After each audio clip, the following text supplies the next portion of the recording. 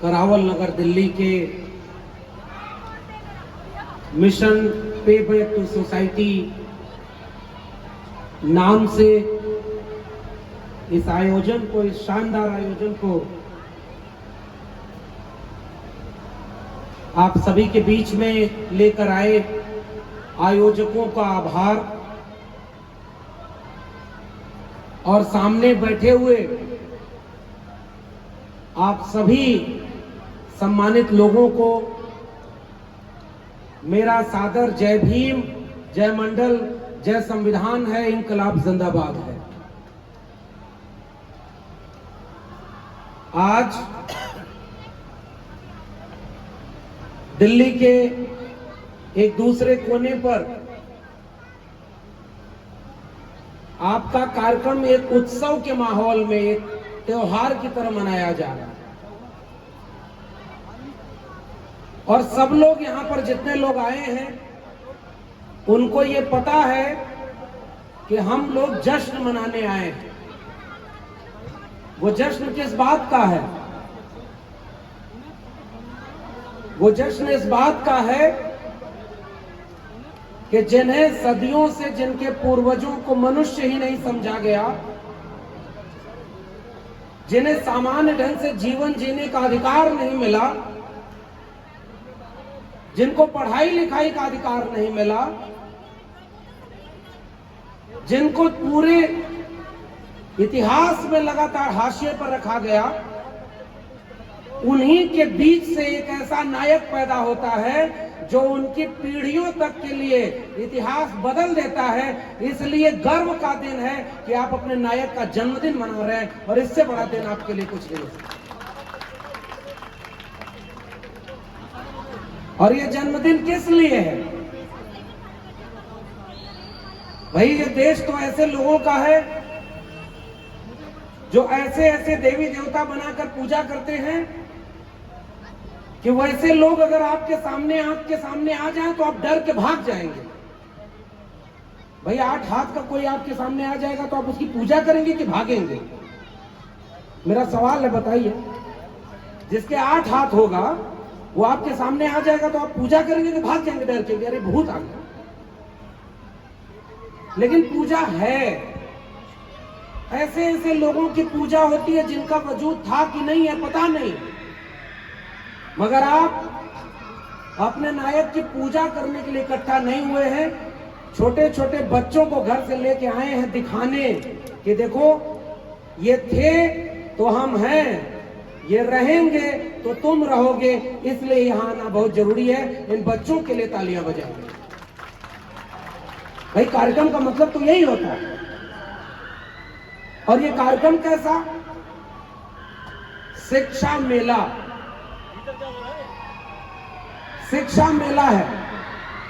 मेला है तो मेले में हर तरह का ऐसा शोर भी होगा जो मेले में होता है, बच्चे हैं। लेकिन खूबसूरत बात क्या है, मैं भी आयोजकों से, आकाश जी से यही पूछ रहा था तो पता चला कि 3 दिन ये कार्यक्रम चला है। विद्यार्थियों, छोटे छोटे बच्चों के लिए कहीं निबंध लेखन प्रतियोगिता थी, कहीं कविता लेखन प्रतियोगिता है, कहीं पोस्टर बनाने का है, कहीं दौड़ की प्रतियोगिता है और आज उन सारे बच्चों को सम्मानित भी किया जाएगा जो उसमें अव्वल आए। तो आप वो लोग हैं जो बाबा साहब को केवल पूजते नहीं हैं, उन्हें जीते हैं और अगली पीढ़ी भी तैयार कर रहे हैं कि वो बाबा साहब के आगे मिशन को ले जाए। इसलिए अपने लिए बहुत बड़ा काम किया। मैं बहुत खुश हूं इस काम से, क्योंकि अब हम ऐसे दौर में हैं कि ऐसा लगता है कि हर कोई भक्त बने फिर रहा है, उसको एक भगवान की जरूरत है। मैं कड़ी बात कह के जा रहा हूं। बाबा साहब ने खुद कहा था कि व्यक्ति पूजा सबसे बड़ा गुनाह है, किसी की पूजा मत करो। वो तो पूजा करने के ही खिलाफ थे और इसीलिए हमें बाबा साहब की पूजा करने की जरूरत नहीं है। आज बाबा साहब को अगर वाकई मानना है, वाकई उनके प्रति सम्मान प्रकट करना है। अभी एक बच्ची बोल रही थी, यहां पर भाषण दे रही थी, उस बच्ची को बोलते हुए एक बच्ची ने अंग्रेजी में बोला, एक ने हिंदी में बोला, और बहुत कम उम्र की लड़कियां थी, 12, 14, 15 साल की। मुझे उन कम उम्र की बच्चियों में राष्ट्रपिता महात्मा फूले और सावित्रीबाई फूले के स्कूल से निकली हुई 14 साल की मुक्ता साल्वे याद आ रही थी, जिसने पहली बार निबंध लिख करके पूरे देश को आश्चर्यचकित कर दिया था। वो पहली लड़की थी जिसने एक सवाल पूछा था, मुक्ता ने, कि अगर सारा हिंदू धर्म ब्राह्मणों का है और हम अछूत हैं, जिस धर्म की किताब को हम पढ़ नहीं सकते, जिस धर्म की किताब को हम छू नहीं सकते, उनकी बातों को सुन नहीं सकते, तो वो धर्म तो हमारा हुआ नहीं। तो उसने सवाल पूछा कि अगर ये सारा आपका है तो हम कहां से आए, हम किसके हैं। यह निबंध लिखा था। और उस समय जब वो सालाना जलसा महात्मा फूले के कार्यक्रम का उस विद्यालय का हो रहा था, उस बच्चे को सम्मानित किया गया और इस उम्मीद में बाबा साहब ने उस बच्ची को याद किया और ये बात कही कि इस देश में अगर क्रांति कोई सबसे बड़ी हुई तो एक क्रांति तो तथागत बुद्ध ने किया। आज आपने कार्यक्रम की शुरुआत में बुद्ध वंदना की। जिस समय पूरे देश में धर्म के नाम पर आपके घर के बच्चों को दंगाई बना करके किसी मस्जिद के सामने जाकर तलवार लहराने के लिए तैयार किया जा रहा है, उस समय आपके घर के बच्चे अगर डॉक्टर अंबेडकर, ईवी रामास्वामी पेरियार और फूले की बात करते हैं तो अपने आप सारे लोगों ने सांप्रदायिकता के खिलाफ जंग छेड़ी है। यही आपकी जिम्मेदारी है। हमारे पुरखों ने क्या ऐसे नौजवानों का ख्वाब सोचा था? आपने कहा रामलला हम आएंगे, मंदिर वहां बनाएंगे, मंदिर बनाया, उसके लिए रथ यात्रा निकाली, दंगा किया, मंदिर बन गया, तो रामनवमी मनाने मस्जिद के पास क्यों जा रहे थे? तुम्हारे राम वहां थोड़े ही हैं और वहां जाकर के आप पत्थर मार रहे हो, दंगा का माहौल बना रहे हो। इस मंच से यह बात कहना हमारी जिम्मेदारी है कि हमारे सामने खतरा क्या क्या है। हमारे सामने खतरा यह है कि आज इस देश में खुद कभी आप एक बार सोच कर देखिएगा कि हम और आप अगर मुसलमान होते तो रोज कितना जलील होना पड़ता, कितना अपमानित होना पड़ता, यह हमें महसूस ही नहीं होता कैसे वो लोग जी रहे हैं। तो आज यह बात अगर आप उनके लिए सोचेंगे तो आपके लिए भी कोई कल को खड़ा हो। बाम सेब बनाया था मान्यवर कांशीराम ने, तो बाम सेब के पहले उसके संगठन में बाम सेब के पहले बनाया DS4। हमारे अग्रज लोग बैठे, हम लोग कमरे में बैठकर बात कर रहे थे और बात उस जमाने की हो रही थी जब कहा गया था कि तिलक, तराजू और तलवार इनको मारो जूते चार। जब नारा लगाया गया था कि चढ़गुंडन की छाती पर मुहर लगेगा हाथी पर, जब ये काम उस समय नारा लगाया गया था तो इन्होंने याद दिलाया कि हाँ DS4 भी बना था, उसमें नारा लगाया गया था कि ब्राह्मण ठाकुर बनिया छोड़, बाकी सब हैं DS4। तो जितने लोग शोषित लोग थे वो सब तो DS4 में थे। और बाम से बना तो बैकवर्ड एंड माइनॉरिटी लिखा हुआ है उसमें, यानी 90% इस देश के शोषित कमजोर लोग थे, उनका संगठन बना था ना बाम से, उसमें माइनॉरिटी भी लिखा है ना। तो कल अगर उनके बच्चे दंगे में मारे जाएंगे तो हमारे और आपके घर के बच्चे क्या बहुत दिन तक सुरक्षित रह पाएंगे? इसलिए दंगाइयों के खिलाफ सच बोलना आज के दौर में ज्योतिबा फूले और बाबा साहब अम्बेडकर को असल में याद करना है। इसलिए हमें अपने वक्त का सच बोलना पड़ेगा। और किनसे हमारी लड़ाई है? वो लोग जो आज कह रहे हैं कि टोपी वाला सर झुकाकर जय श्री राम बोलेगा, ये हमारी लड़ाई उन्हीं से है जिन्होंने कल कहा था जब ज्योतिबा फूले अपने सबसे प्रिय मित्र की बारात में गए। किस्सा सुनिएगा। महिलाएं इस आयोजन में इतनी शानदार उम्मीद में और ताकत में बैठी हैं। मुझे लगता है कि जब भी किसी कार्यक्रम में मैं पुरुषों से ज्यादा महिलाओं और उनसे भी ज्यादा नौजवानों को देखता हूं, तब मुझे लगता है कि असल में बाबा साहब अम्बेडकर और ज्योतिबा फूले ऐसे ही दुनिया की कल्पना कर रहे थे, जिसमें जो पीछे थे वो आगे खड़े रहे। वरना हमारे यहाँ तो सारी क्रांति पुरुष ही करते रहे। ज्योतिबा फुले भी अच्छे पति बने रहते और सावित्रीबाई फुले को घर में रखते तो क्या शिक्षा क्रांति हो सकती थी क्या? सावित्रीबाई फुले और ज्योतिबा फुले, 2-3 किस्सा सुनाऊंगा, उसी से आप बात समझ जाइए। ज्योतिबा फुले को भी नहीं पता था कि वो किस जाति के हैं। उनका सबसे प्रिय दोस्त था ब्राह्मण। उसकी बारात में साथ चले गए, नाच रहे हैं, और पता चला कि तब तक नजर पड़ी उन लोगों की जो लोग मुख से पैदा हुए थे, भूदेव थे, बड़े बड़े लोग। उनकी नजर पड़ी कि शूद्र हमारे साथ कैसे चल रहा है। उन्होंने धक्का मार करके बाहर कर दिया। तो ज्योतिबा फुले जाकर अपने पिता गोविंद राव से पूछते हैं कि ये मेरे साथ क्या अपमान हुआ। तो गोविंद राव हिंदू वाले ओबीसी थे, यानी एक संस्कारी हिंदू थे। गोविंद राव मानते थे वो ब्राह्मणवादी धर्म को। तो उन्होंने कहा कि अरे बढ़िया हुआ कि उन्होंने तुम्हें मारा नहीं, तुम शूद्र हो, वो ब्राह्मण है, उनके साथ तुम नहीं जा सकते। ज्योतिबा फुले को तब बात समझ में आई थी कि हम लोग हैं कौन। और उसके बाद ज्योतिबा फुले जब स्कूल खोले तो उनके उसी पिता ने कहा कि तुम और तुम्हारी पत्नी ये तुम लोग धर्म विरोधी काम कर रहे हो, और उसके लिए तुम्हारे सामने विकल्प है, या तो तुम अपना घर चुनो या अपना स्कूल चुनो।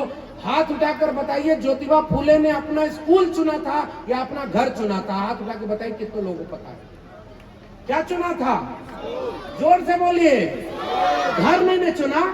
अगर घर चुनते तो आज यहाँ उनकी तस्वीर होती क्या? अगर अपने पिता के अच्छे पुत्र होते तो क्या उनको हम यहाँ तस्वीर रखते क्या?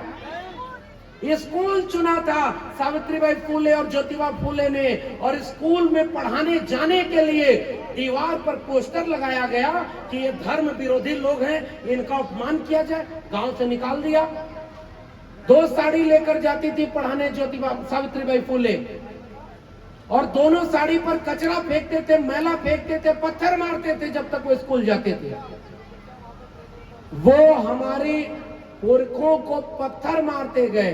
उन्होंने कविता लिखी है सावित्रीबाई फुले ने कि तुम मुझे पत्थर और गोबर मारते गए, मैं तुम्हारे बच्चों को पढ़ाती चली गई। यही अंतर तुम्हारे और हमारे में है। आज तुम्हें कोई नहीं जानता और हमारा इतिहास दर्ज है। कौन जानता है कि सावित्रीबाई फुले पर गोबर किसने फेंका था? किसी का नाम जानते हैं क्या? कौन जानता है कि ज्योतिबा फुले को मारने के लिए, जान से मारने के लिए घोंडीबा को उनके घर कौन भेजा था? उस ब्राह्मण का नाम आपको पता है क्या? घोंडीबा को ज्योतिबा फुले ने अपना सबसे प्रिय शिष्य बना लिया, और गुलामगिरी जो लिखा है उसमें संवाद शैली में घोंडीबा ही उनके प्रिय शिष्य हैं, जिनसे संवाद करते हुए ज्योतिबा फुले पूछते हैं कि ब्रह्मा के अगर 4 मुंह थे तो किस मुंह से माँ का स्तनपान करता था? मैं थोड़ा ही कह रहा हूं, ये तो ज्योतिबा फुले कह रहे हैं। ज्योतिबा फुले पूछ रहे हैं कि मुख से अगर बच्चा पैदा होता था तो गर्भ कहाँ ठहरता था? भाई सवाल गलत है क्या? आप सोचिए कि यह सब दुनिया में अगर हम लोग की बातें जाती होंगी तो दुनिया वाले कितना हंसते होंगे कि दुनिया भर में इंसान एक तरह से पैदा होता है। एक ऐसा देश है जहां कोई मुख से पैदा हो रहा है, कोई भुजाओं से पैदा हो रहा है, कोई जंघे से पैदा हो रहा है। क्या किया गया था? आपको मानसिक रूप से गुलाम बनाया गया ना। आज भी महिलाएं इतना बैठी, मैं तो पूर्वांचल से आता हूँ, आजमगढ़ से। हमारे यहाँ महिलाओं के ऊपर कई तरह की जिम्मेदारी थोपी गई है। अपने पुत्र की लंबी उम्र रखनी है तो हमारे यहाँ पूर्वांचल में व्रत चलता है, ज्योतिया का व्रत, ज्योत पुत्रिका व्रत। पता है आप लोगों को? नहीं पता होगा, इधर के लोग होंगे तो उनको नहीं। वहां अपने बेटे की लंबी उम्र के लिए व्रत रखती है। पति की लंबी उम्र के लिए पत्नी कौन सा व्रत रखती है? जोर से बोलिए। करवा चौथ। अब एक बात बताइए कि बेटे की लंबी उम्र के लिए ज्योत पुत्रिका व्रत पुत्रव्रत है, तो बेटियां कभी, आप लोग जितनी लड़कियां हैं, मैं उन सबको भड़का रहा हूं कि घर जाके पूछना कि बेटी की लंबी उम्र के लिए कोई व्रत बना क्या? बेटी की लंबी उम्र नहीं चाहिए क्या आपको? अच्छा, पति की लंबी उम्र के लिए पत्नी व्रत रहती थी, तो पत्नी की लंबी उम्र के लिए पति लोगों का कोई व्रत बना है क्या? बताइए, कोई व्रत बना है क्या? कोई व्रत नहीं। सारी जिम्मेदारी किसके ऊपर? महिलाओं के ऊपर। इसलिए पुरुष क्या हुआ? बाहर। हमारे यहाँ मनुस्मृति लिखी गई थी ना, मनुस्मृति में लिखा कि स्त्री को हमेशा जीवन भर गुलाम रहना चाहिए। बचपन में पिता के अधीन, युवावस्था में पति के अधीन, और वृद्धावस्था में बेटे के अधीन। तो ये बताओ कि पुरुष किसका गुलाम होगा? नहीं लिखा ना। पढ़ाई से दूर किन लोगों को किया? शूद्रों को और महिलाओं को। महिलाओं को पढ़ने का अधिकार नहीं था, लेकिन शिक्षा की देवी कौन बनाया? सरस्वती। महिला को ही देवी बना दिया और महिला को पढ़ने का हक नहीं मिला।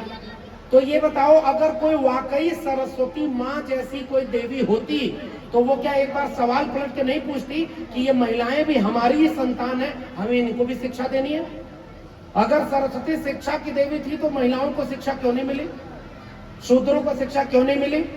तो ज्योतिबा फुले के सामने, सावित्रीबाई फुले के सामने तो एक विकल्प था ना कि वो भी किसी मंदिर निर्माण के लिए चंदा मांगते, कोई हवन कीर्तन गाते। लेकिन ज्योतिबा फुले और सावित्रीबाई फुले ने क्या चुना? हम शिक्षा देंगे सबको, क्योंकि शिक्षा ही गुलामी से मुक्त करेगी। और उन्होंने कहा गुलामों को गुलामी का एहसास करा दो, अपनी बेड़ियां वो खुद ब खुद तोड़ लेगा। इसलिए हमारे नायकों की लड़ाई शिक्षा की लड़ाई है। हमारे किसी भी महापुरुष ने किसी भी मंदिर बनाने की लड़ाई कभी नहीं लड़ी थी। इसलिए आज अपने बच्चों को समझाइएगा, अगर जिस दौर में स्कूल, कॉलेज और विश्वविद्यालय बनाने की लड़ाई होनी चाहिए, उस दौर में यहाँ मंदिर बना, मस्जिद की लड़ाई चल रही है। अगर आपके घर का बच्चा उधर चला गया तो पीढ़ियां बर्बाद हो जाएंगी, और मंदिर से लौट करके अगर स्कूल चला आया तो पीढ़ियां मुक्त हो जाएंगी। इसलिए आज के कार्यक्रम में आपको शपथ लेकर के जाना है। ये फर्क है उनमें और हम में ना, इसलिए हम यहाँ इकट्ठे हुए हैं। और उस ज्योतिबा फुले को गुरु बनाया था डॉक्टर बी.आर. अंबेडकर ने। बाबा साहब ने अपने जीवन में अपने 3 गुरु बनाए। पहले गुरु तथागत बुद्ध, दूसरे गुरु कबीर। कौन से कबीर? वही कबीर जिन्होंने लिखा कि काकर पाथर जोर के मस्जिद लई चुनाए, ताचड़ मुल्ला बाग दे क्या बहरा हुआ खुदा। तो वही दूसरी तरफ लिखा, पाथर पूजे हरि मिले तो मैं पूजू पहाड़, ताते ये चाकी भली पीस खाए संसार। सोचिए, वो आपके महापुरुष थे ना। उन्होंने क्या लिखा? अरे इन दोन राह न पाई, हिंदुन की हिंदुआई देखी, तुर्कन की तुर्काई, अरे इन दोन राह न पाई। उस कबीर ने लिखा कि हम तुम कत बाबन हम कत सूद, और हम कत लोहू तुम कत दूध। क्या तुम्हारी नसों में दूध बहता है और हमारे में लोहा बहता है कि हम शूद्र हो गए और तुम ब्राह्मण हो गए? एक बूंद ते सब उत्पन्ना, कौन बाभन कौन सूदा।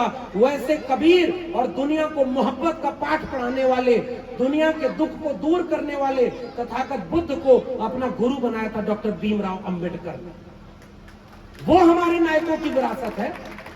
और तीसरे गुरु बनाए महात्मा फुले को। क्यों बनाया? अब 2 किस्सा सुनाता हूं, थोड़ी देर बोलूंगा, ज्यादा देर नहीं। अभी पुरस्कार भी बच्चों को देना है। पहला किस्सा ध्यान से सुनिए। कथा हवन होती रहती है ना, कथा हवन होती है, देखा होगा आप लोग, तो नहीं करते होंगे, जाग गए हैं, लेकिन आसपास देखा होगा। कथा हवन किस बात के लिए? एक बार, मैं जो किस्सा सुना रहा हूं बाद में उसका रेफरेंस दूंगा। एक बार दादाजी गुजर गए तो पिताजी ने पूछा कि अरे भाई दादाजी की आत्मा कहाँ गई? तो पंडित ने जो ग्रह दशा देखते हैं, उन्होंने कहा कि अभी ऊपर उनकी आत्मा एक जगह रुकी हुई है, मुक्ति नहीं हुई है आत्मा की। ध्यान से सुनिएगा। तो उसके बाद कहा कैसे मुक्त होगी? तो पंडित ने कहा कि हम हैं ना, हम देवता के अवतार हैं इस धरती पर। कौन? वही जो मुख से पैदा हुआ था। तो उसने कहा कि हम देख रेख उनकी करेंगे। तो उसने पिता ने पूछा कि पिताजी हमारे दादाजी को कोई दिक्कत परेशानी तो नहीं? तो उन्होंने, पंडित ने कहा कि सब तो ठीक है, सोने में उनको बड़ी दिक्कत होती है, एक चारपाई की जरूरत है। चारपाई कौन लेगा? पंडित जी ले गए। पंडित जी चारपाई लेके गए कि हम दादाजी तक पहुंचा देंगे। कुछ दिन बाद फिर वापस आए। पिताजी हाथ जोड़ के खड़े, गोविंद राव की तरह पिताजी रहे होंगे, धर्म भीरू। तो पिताजी ने पूछा कि अब दादाजी की कैसी तबीयत है, कैसा हाल है? कहे बड़े मजे में है, चारपाई पे बड़ी अच्छी नींद आती है उनको। तो कहा और कोई दिक्कत? तो कहा हाँ थोड़ी सी दिक्कत है, शिव विहार से निकलकर उधर मुस्तफाबाद तक जाने में बड़ी परेशानी होती है। तो एक साइकिल का जुगाड़ अगर हो जाता तो बड़ा सुकून रहता। पिताजी तुरंत साइकिल उठाकर दे दिए कि ये नई साइकिल ले जाइए। पंडित जी साइकिल लेके गए। तीसरी बार जब पहुंचे तो एक वहां पोता जो था, बच्चा, वो ऐसे किसी कार्यक्रम में समझदार हो गया होगा। तो वो बैठा देखता था। तो अगली बार जब पंडित जी आए और पिताजी ने पूछा कि दादाजी कैसे हैं, तो कहा बड़े मजे में हैं, चारपाई पर बड़ी अच्छी नींद आती है, साइकिल से बड़ा अच्छा मार्केट घूमते हैं। तो जो पोता था खड़ा हो गया, कह रहा पंडित जी झूठ बोल रहे हैं। तो कहा कि पंडित जी झूठ बोल रहे हैं, क्यों? कहा कि जो चारपाई और साइकिल भेजी थी इन्होंने, वो दादाजी को मिली ही नहीं। तो पंडित नाराज होकर पूछा तुमको कैसे पता चला? तो उसने कहा ये देखिए, हमारे पास दादाजी ने चिट्ठी लिखकर भेजी है, चिट्ठी लिखकर भेजी है कि हमें साइकिल और चारपाई नहीं मिली। तो पंडित नाराज होकर पूछा कि तुम्हें ये चिट्ठी किस रास्ते मिली? तो पोता बोला उसी रास्ते जिस रास्ते आपने साइकिल भेजी थी, चारपाई भेजी थी, उसी रास्ते ही मिला। अब उसके बाद बताइए कोई टिकेगा क्या? जिस दिन हमारी पीढ़ियां तर्क करने लगेंगी, कर्मकांड और अंधविश्वास की दुकानदारी बंद हो जाएगी। ऐसी पीढ़ी तैयार करना चाहते थे महात्मा फूले और डॉक्टर अंबेडकर। हमारी जिम्मेदारी है कि हम वैज्ञानिक सोच पर तैयार करें अपनी नई पीढ़ी को। ये हमारी जिम्मेदारी है। उसी ज्योतिबा फूले ने एक नाटक छोटा सा लिखा, तृतीय रत्न। उस नाटक का किस्सा मैं आपको सुना रहा हूं। उस किस्से में क्या लिखा? एक आदमी बड़ा परेशान हुआ कि हमारे जीवन में बड़ा कष्ट चल रहा है। तो कष्ट लेकर कहां गया? पंडित जी के पास। पंडित जी से बोला बड़ा कष्ट है जीवन में। पंडित जी ने उसका पतरा उतरा देखा और कहा शनि ग्रह की दशा तुम्हारी ठीक नहीं है। कौन से ग्रह की? कौन से ग्रह की दशा? शनि ग्रह की। तो शनि ग्रह की दशा को ठीक करने की जिम्मेदारी किसके ऊपर थी? वही कहां से पैदा हुआ था? आप समझ गए? तो उसने कहा कि मैं आपकी ग्रह दशा ठीक कर दूंगा, तुम्हारे जीवन का सारा कष्ट दूर हो जाएगा। तो कहा क्या करना होगा? तो उसने कहा हवन करा लो, 10,000 रुपया लगेगा। उसने कहा कि साहब हम तो बहुत गरीब हैं। ये ज्योतिबा फूले ने लिखा है, तृतीय रत्न नाटक पढ़िएगा। मैं पढ़ के चूंकि पाठशाला का परिचय दे दिया, तो जो पढ़े हैं वही बता रहे। तो पंडित से बोला कि 10,000 रुपया तो मेरे पास है नहीं। तो पंडित बोला कि अच्छा ऐसा करो कि 5,000 रुपया दे दो, तुम्हारे लिए ऑफर चल रहा है, जैसे रिलायंस मॉल में ऑफर चलता है एक के साथ एक फ्री।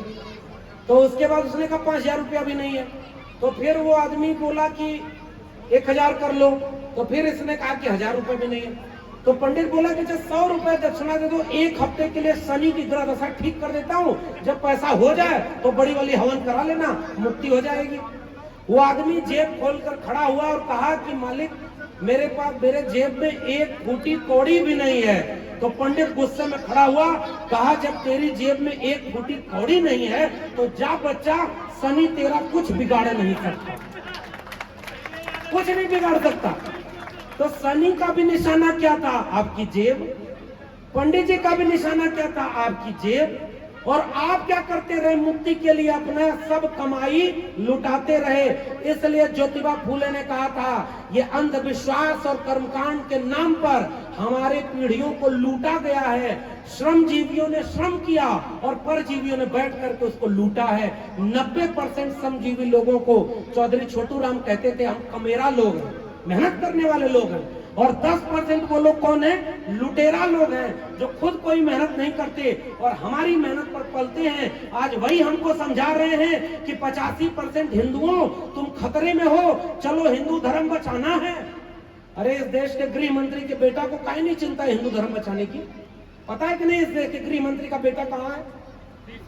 जिसको ढंग से 2 लाइन बोलने नहीं आता, वो बीसीसीआई का चेयरमैन बना है, हर महीने लाखों करोड़ों रुपए कमा रहा है। जितने नेता ये हिंदू धर्म खतरे में बताते हैं, इन सब के बच्चे विदेश में पढ़ने जाते हैं और आपके घर के बच्चों को कह रहे हैं कि तुम्हारा धर्म खतरे में है, चलो दंगा करने चलो। आज हम वहां खड़े हैं जिस उम्र में आपके घर के लड़के और लड़कियों के हाथ में कलम और किताब होनी चाहिए, उस उम्र में ये लोग तलवार पकड़ा रहे हैं और वो आपके हितैषी हो सकते हैं क्या? लेकिन सजग रहिएगा, कल 14 अप्रैल है ना, यही लोग बहरूपिये लोग कल बाबा साहब की तस्वीर और मूर्तियों पर माला भी पहनाएंगे। रविदास मंदिर में जाकर झाल बजा रहे थे तो उनसे पूछना चाहिए था कॉलर पकड़ करके, अगर रविदास तुम्हारे थे तो बताओ ये रविदास मंदिर को गिराने का आदेश किसने दिया था? उसका जवाब दो, तब हम मानेंगे कि तुम हमारे हो। ये सवाल पूछने की जरूरत है। उनसे सवाल करिए। अगर अंबेडकर की फोटो लगा करके कहते हैं कि हम दलितों के हैं, तो पहला सवाल यह करो कि डॉक्टर अंबेडकर क्या केवल दलितों के नेता थे क्या? डॉक्टर अंबेडकर ने महिलाओं के लिए कुछ नहीं किया? डॉक्टर अंबेडकर ने ओबीसी के लिए कुछ नहीं किया? डॉक्टर अंबेडकर ने इकोनॉमी के लिए कुछ नहीं किया? और आज सारा काम डॉक्टर अंबेडकर के खिलाफ कर रहे हो और बड़ी बड़ी तस्वीर पर माला पहना करके हमारे लोगों को मूर्ख बनाते हो। एक बार मैं आपसे बहुत कठिन सवाल पूछ रहा हूं, मेरा जवाब दीजिएगा। क्या आप ये पहचान नहीं पाएंगे क्या कि कोई व्यक्ति आपके बच्चों के हाथ से शिक्षा और रोजगार खत्म करे, आरक्षण खत्म करे, संविधान खत्म करे, सांप्रदायिक सौहार्द खत्म करे और डॉक्टर अंबेडकर की मूर्ति पर माला पहनाए, तो क्या उसे आप अपना नेता मानेंगे? जोर से बोलिए, क्या वो आपका नेता होगा? ये बहरूपियों को समझा दीजिए कि डॉक्टर अंबेडकर को हम मूर्तियों और तस्वीरों में नहीं, अपने दिल में रखते हैं। अगर तुम्हें उनको मानना है तो शिक्षा और रोजगार दो। ये लुटेरे झूठ बोल करके ड्रामा कर रहे हैं। क्यों? क्योंकि पता है डॉक्टर अंबेडकर के मानने वाले लाखों लाख लोग तैयार हो गए हैं। तुम्हारा काम ही नहीं चलेगा बिना डॉक्टर अंबेडकर का नाम लिए। इसलिए डॉक्टर अंबेडकर, वरना उनके दिल में कौन है? गोडसे, गोलवलकर और हेडगवार को मानने वाले लोग फूले, अंबेडकर और पेरियार की बात करते हैं। इससे बड़ा दोहरा चरित्र इस देश में क्या होगा? शर्म नहीं आती? मूर्तियां किसने तोड़ी इस देश में डॉक्टर अंबेडकर की? किसने तोड़ी मूर्तियां? बात यह है कि उनके दिल से हमारा खौफ पूछो, जो आज भी हमारे महापुरुषों की मूर्तियों से भी डर जाते हैं और उन मूर्तियों को तोड़ने का काम करते हैं। ये ताकत है हमारी। इस ताकत को पहचानिए। शिव विहार के लोगों, मैं आपके सामने कुछ कहने नहीं आया, केवल चेतावनी और आग्रह करने आया। मैं तो दिल्ली विश्वविद्यालय में पढ़ाता हूं और अभी ठेके पर प्रोफेसर हूं। हमारे मित्र डॉक्टर जितेंद्र मीणा राजस्थान के रहने वाले हैं, दिल्ली में पढ़ाते हैं, शिव विहार में आए हुए हैं। मैं आजमगढ़ का रहने वाला हूं, इलाहाबाद से पढ़ाई किया, दिल्ली में पढ़ा रहा हूं, आपके बीच बैठा हूं। एक ऐसा भारत जिसमें सब मिलजुल करके रहे, वो ख्वाब देखने वाले नायक का नाम था डॉक्टर BR अम्बेडकर। आज उस भारत को भी तोड़ा जा रहा है। तुम कहते हो राष्ट्र खतरे में, हम पूछते हैं राष्ट्र में है कौन? देश क्या भूगोल से बनता है? क्या देश में रहने वाला जितेंद्र मेघवाल हिंदू नहीं था? क्या उत्तराखंड में बच्चों को खाना बनाकर खिलाने वाली सुनीता देवी हिंदू नहीं थी? क्या इस देश में दलित और पिछड़े हिंदू नहीं है? क्या बस्तर और बकसवा के जंगलों में अपनी जल जंगल जमीन बचाने के लिए गोली खाने वाले आदिवासी हिंदू नहीं है? तुम तो कहते हो ये सारे हिंदू हैं। तो मेरे सवाल का जवाब दो। अगर इस देश में 85% हिंदू में 80%, हमारे यहाँ राम राज्य आया हुआ, मैं उत्तर प्रदेश का हूँ, तो हमारे यहाँ एक ऐसा मुख्यमंत्री बना हुआ है जो शिक्षा और सुरक्षा बोलता है। हालांकि बोलने पर मैं कुछ नहीं कह रहा, लेकिन सोचिए वो आदमी खुलेआम चुनाव में कह रहा था 80-20 का चुनाव है और आपको 80 में जोड़ रहा था कि नहीं? वो कह रहा था ना 80% हिंदुओं एक तरफ रहो, 20% मुसलमानों के खिलाफ दंगा कराना। मेरा सवाल है, डॉक्टर अंबेडकर की जयंती की पूर्व संध्या पर इस सवाल को पूरे देश में फैला दीजिए। अपने आप सांप्रदायिकता, नफरत और हिंसा खत्म न हो जाए तो कहिएगा। वो सवाल ये है कि अगर 15% दलित हिंदू थे तो 15% सुप्रीम कोर्ट के जज, दिल्ली यूनिवर्सिटी जैसे यूनिवर्सिटी के प्रोफेसर, वकील, डॉक्टर, इंजीनियर 15% दलित, 7.5% आदिवासी और 52% ओबीसी होने चाहिए थे कि नहीं होने चाहिए? अगर ये सारे हिंदू थे तो इतना डॉक्टर, इंजीनियर, वकील, उद्योगपति, जमीन ये आपकी होनी चाहिए थी ना? आपकी जमीन क्या मुसलमानों ने छीनी क्या? आपका आरक्षण खत्म कर रहे हैं क्या मुसलमान कर रहे हैं क्या? आपके नौकरी जहां मिलती थी वहां बेच दिया नौकरी को, वो मुसलमान बेच रहा है क्या? और आपके बच्चों को क्या समझाया जा रहा है? हिंदू धर्म खतरे में है, वहां जाना है। इस देश में आपको हिंदू तब बनाया जाएगा जब आप अपने बच्चों की शिक्षा और रोजगार की बात करेंगे। इसलिए डॉक्टर अंबेडकर की जयंती मनाने का मतलब यह है कि आज नई शिक्षा नीति के नाम पर इस देश के स्कूल, कॉलेज और विश्वविद्यालयों को उन्हीं अपने दोस्तों के हाथों बेच दिया गया है जिन्होंने इनको चुनाव लड़वाया। क्या नारा दिया था? वो बेच रहे हैं भारत को, मैं चैन से कैसे सो जाऊं, सौगंध मुझे इस मिट्टी की, मैं देश नहीं बिकने दूंगा। नारा दिया था ना, देश नहीं बिकने दूंगा। डॉक्टर अंबेडकर बॉम्बे असेंबली में भाषण देते हुए कहे कि इस देश में एक मजदूर, एक किसान, एक दलित, एक पिछड़ा कुछ भी खरीदता है तो टैक्स देता है, उसके टैक्स से जो पैसा मिला है उसका तुम 1% भी शिक्षा पर नहीं खर्च कर रहे हो। अगर इस देश को आगे बढ़ाना है तो बजट का सबसे बड़ा हिस्सा शिक्षा पर खर्च करो। ज्योतिबा फूले जब ड्यूक ऑफ कनॉट के सामने खड़े हुए तो ज्योतिबा फूले फटा पुराना कपड़ा पहनकर गए थे, उनको गेट से घुसने नहीं दिया।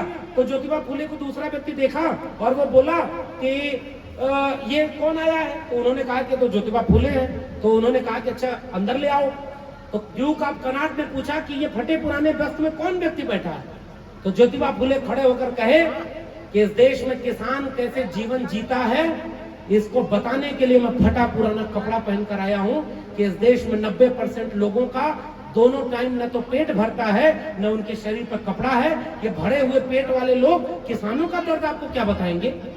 और तब ज्योतिबा फूले ने उस सभा में खड़ा होकर कहा था, अगर आपको किसानों, शूद्रों, अति शूद्रों की मुक्ति की बात करनी है तो सबके लिए समान शिक्षा लागू कर दीजिए, हमारी पीढ़ियां बच जाएंगी। हम उस फिरके के विरासत के लिए, और उसके देश में ज्योतिबा फूले, सावित्रीबाई फूले, फातिमा शेख और डॉक्टर अंबेडकर के देश में आपकी शिक्षा बेच दी गई, आपको बताया ही नहीं गया।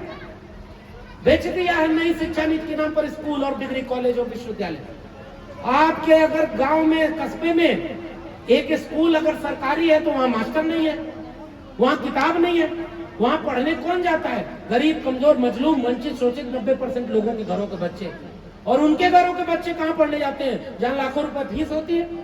तो किसके घर के बच्चे आगे निकलेंगे? महात्मा फूले, डॉक्टर अंबेडकर के बाद एक नायक पैदा हुआ था जिसका नाम था मान्यवर कांशीराम। और उस कांशीराम ने कहा कि इस देश में जिसकी जितनी संख्या भारी उसकी उतनी हिस्सेदारी, हम बराबरी की दुनिया बनाने के लिए लड़ाई लड़ रहे हैं। उस कांशीराम ने मंडल कमीशन को लागू करने की लड़ाई लड़ी, उस कांशीराम ने सांप्रदायिकता के खिलाफ लड़ाई लड़ी, और उस कांशीराम ने बहुजनों को जोड़ने की बात की। मंडल कमीशन में वो लड़ाई साझा मिलकर के लड़ी गई थी। आज आपको खतरा बस आगाह करके जा रहा हूं, आप हिंदू मुस्लिम में फंसे रह जाएंगे। बेरोजगारी 45 साल में सबसे ज्यादा, इस समय बेरोजगार सबसे ज्यादा किसके घर के बच्चा है? हमारे पुरखे तो हाथ से काम करते थे ना, मशीन आई तो बेरोजगार सबसे पहले कौन हुआ? जो कमेरा लोग थे। और आज भी वो कहते हैं आरक्षण गलत है।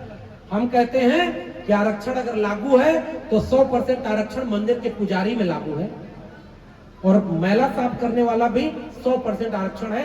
इस देश में बंट गया है। एक गरीब, कमजोर, मजलूम का बच्चा जिस दिन पैदा होता है उसी दिन तय हो जाता है कि उसको शिक्षा मिलेगी कि नहीं, उसको रोजगार मिलेगा कि नहीं, उसका जीवन कैसा रहेगा। इस देश को बांट दिया गया है और हम अपने लोगों को ही नहीं पहचान पा रहे। और क्या बात है कि हम तार्किक होना चाहिए, विवेक संपन्न होना चाहिए, और हम कर्मकांड में फंस रहे हैं, कर्मकांड में फंस गए। अच्छा, गुलामी कहाँ है? मानसिक गुलामी। अब एक किस्सा सुनिए। एक आदमी टोपी बेचता था। क्या बेचता था? जोर से बोलिए। टोपी बेचता था ना। और गठरी में टोपी लाद कर एक बार रास्ते से जा रहा था तो थक करके पेड़ के नीचे सो गया। ऊपर बंदर खूब ढेर सारे बैठे रहते थे, तो उसके झोले से सारी टोपी बंदर निकाल के अपने अपने पहन लिए और पेड़ की डाल पर बैठ गए। उस आदमी की नींद खुली तो वो आदमी देखा कि सारी टोपी गायब है और सारे बंदर टोपी पहन के बैठे हैं। वो बार बार कहे टोपी दो तो बंदर दौड़ा ले, कहे टोपी दो, कोई टोपी न मिले। हम आप होते तो थकार के भाग आते। वो आदमी शायद बिरसा, फूले, अंबेडकर, पेरियार की विरासत का था, इसलिए दिमाग लगाया। क्या दिमाग लगाया? पहले एक टोपी अपने पहना, उनको देखा, फिर उस टोपी को उतार कर जोर से जमीन पर पटक दिया। उसका देखा देखी सारे बंदर अपनी अपनी टोपी उतार के जोर से जमीन पर पटक दिया और टोपी भर करके वो लेके चला गया। हमारे और हमारे बच्चों के माथे पर अंधविश्वास, कर्मकांड और दंगा कराने की एक टोपी पहनाई जा रही है। हमारी जिम्मेदारी है कि उस टोपी को उतार कर फेंकें और तर्क, विवेक, वैज्ञानिकता और इंसानियत की एक पाठशाला बनाएं जिसमें सब मिलजुल करके रहें। तब हम फूले अम्बेडकर पेरियार के सपनों का भारत बनाएं। ओबीसी के लोगों को मैं बार बार हर मंच से कहता हूं, ओबीसी के लोगों बताओ, अगर इस देश में यादव ओबीसी था तो उत्तर प्रदेश के मुख्यमंत्री की कुर्सी जाने के बाद एक यादव के मुख्यमंत्री आवास को गंगा जल से क्यों धुलवाया गया? इस देश में अगर कर्पूरी ठाकुर नाई जाति के ओबीसी जाति के थे और वो हिंदू थे, अगर राम नरेश यादव हिंदू जाति के थे, तो दोनों जगह बिहार और उत्तर प्रदेश में जब वो मुख्यमंत्री बने तो दिल्ली से क्या नारा बनाया था बताएं? उन्होंने नारा बनाया था कि कर कर्पूरी कर पूरा और गद्दी छोड़ धर उस तरह। दिल्ली से चमड़ा भेजा संदेश, बार बनावे कर्पूरी अब भैंस चनावे राम नरेश।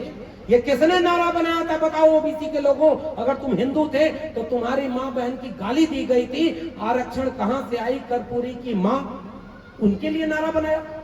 हमारे पुरखों ने कितनी लड़ाई लड़ करके ये जगह दी है कि आज शिव विहार जैसे मोहल्ले में इकट्ठे होकर के ये मिशन पे back to society, doctor Bhim Ambedkar Jan Kalyan संघर्ष समिति जैसे लोग बने हैं, नौजवान बने हैं, जिसने मुझे बताया कि 500 बच्चों को फेलोशिप दिलवाते हैं।